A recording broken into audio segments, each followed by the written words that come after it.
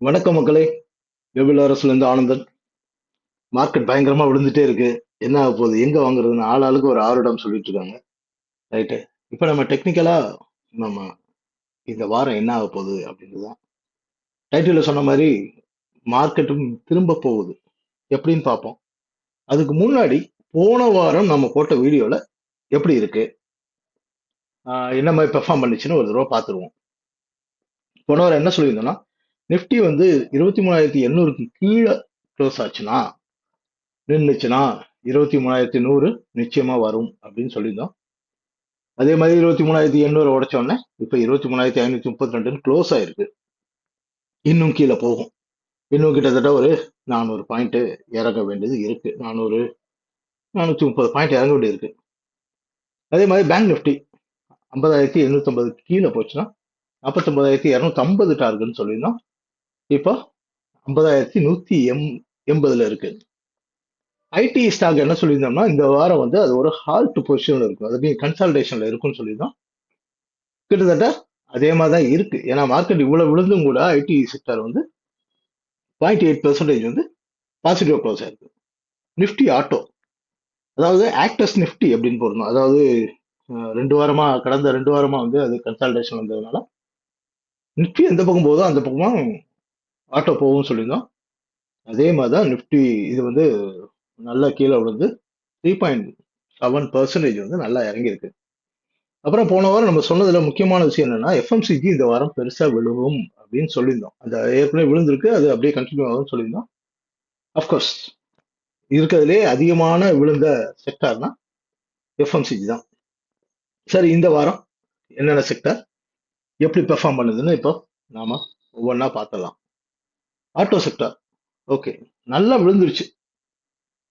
இப்போ கிட்டத்தட்ட அந்த டார்கெட் வந்து இப்ப என்ன க்ளோசிங் எவ்வளவு இருக்குன்னா 22,914 க்ளோஸ் ஆயிருக்கு. இந்த வாரம் 22,275 வரைக்கும் அவசியம் வரும். நிச்சயமா அங்க வரும். அப்போ அதுதான் நல்ல இடங்க பை பண்றதுக்கு.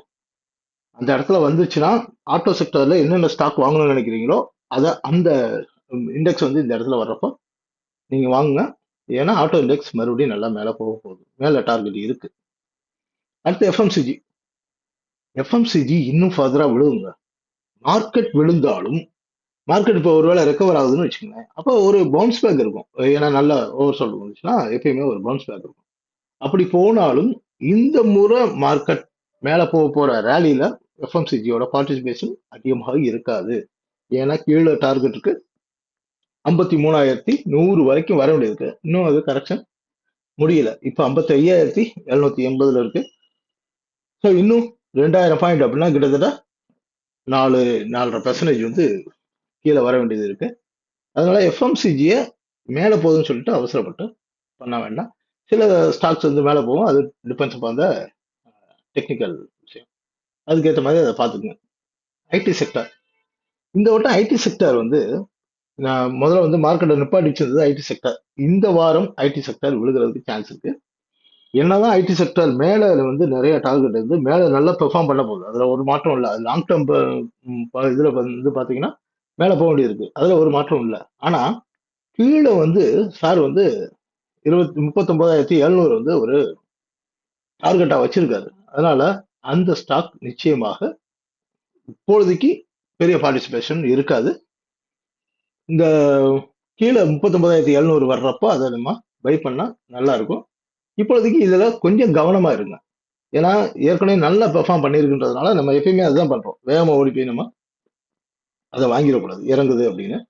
கீழே வர வரைக்கும் வெயிட் பண்ணி வாங்கலாம்.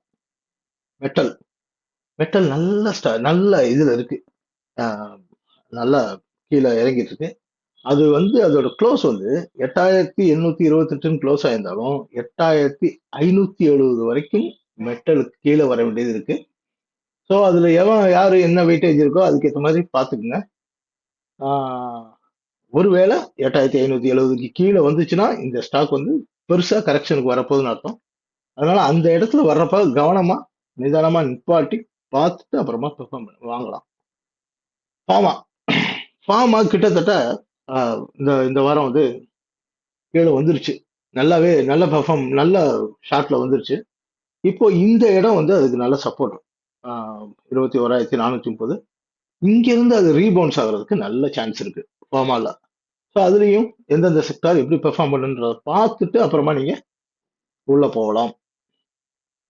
ரிலையன்ஸ் எல்லாத்தையும் செக்டார் பார்த்துட்டு ரிலையன்ஸை மட்டுமே நான் தனியா ஒரு செக்டாரா நினைப்பேன் எப்பயுமே. ஏன்னா வெயிட்டேஜ் படியும் அவர் நல்லா இருக்காது. இப்பொழுதுக்கு நல்ல ஓவர் சொல்ல இருக்குங்க. பக்கா ஓவர் சொல்ல இருக்கு. ஸோ இது வந்து இன்வெஸ்டர்ஸ்க்கு ரொம்ப, ட்ரேடர்ஸும் ட்ரேட் பண்ணலாம், அது வேற விஷயம். இன்வெஸ்டருக்கு வந்து அருமையான இடங்க. 1246 வந்து வர வேண்டிய டார்கெட் இருக்கு. சப்போர்ட் ஏரியாவும் அதான். இந்த இடத்துல நீங்க இன்வெஸ்டரா உள்ள நுழைஞ்சீங்கன்னா உங்களுக்கு ஒரு பெரிய வரம். ஆஹ் பாத்துங்க. ஒருவேளை இதுக்கு கீழே க்ளோஸ் ஆகுது, ஒரு வீக்லி க்ளோஸோ மந்த்லி க்ளோஸ் ஆகுது அப்படின்னா அது இப்போ நீங்க நம்ம ரீகன்சிடர் பண்ணலாம். அது இல்லாம மந்த்லி க்ளோசிங், இந்த மாசம் மந்த்லி க்ளோசிங் வந்து நம்ம இப்போதைக்கு ரீபவுண்டுக்காக நம்ம பேசினாலும் அடுத்த மாசம் மந்த்லி க்ளோசிங் தான் ரொம்ப ரொம்ப முக்கியம். இங்க ரிலையன்ஸ்க்கு மட்டும் இல்ல, ஒட்டுமொத்த செக்டாருக்குமே. ஸோ ரிலையன்ஸ் வந்து நல்ல சப்போர்ட் ஏரியால இருக்கு. Investors ready to buy. தைரியமா வாங்குறதுக்கு தயாரா இருங்க. இன்வெஸ்டர் தானே, தைரியமா அக்குமுலேட் பண்ணுங்க. அப்புறம் பேங்க் நிஃப்டி. பேங்க் நிஃப்டி பெருசா கீழே வர போறது இல்ல.